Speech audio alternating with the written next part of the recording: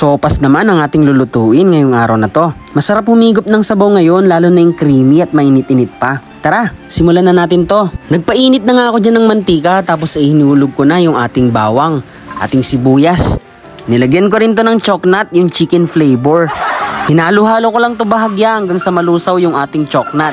Tapos nilagay ko na rin dyan yung ating ginayat na celery. Dinamihan ko lang yan para lalong sumarap at bumango yung ating nilulutong sopas.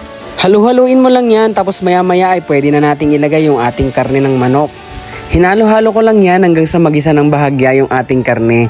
Tapos mag-iba na yung kulay neto. Pagkatapos nga neto ay pwede na nating lagyan ng tubig. Magsisilbing sabaw ng ating sopas. Pag sa tingin mo ay okay na yung dami ng sabaw, ilagay mo na yung ating elbow. Tapos ay takpan lang natin to hanggang sa kumulo.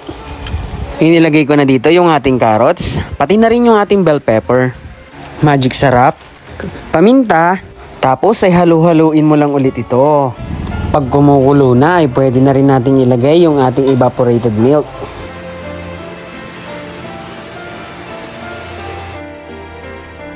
So ayan, ready na ang ating creamy na sopas.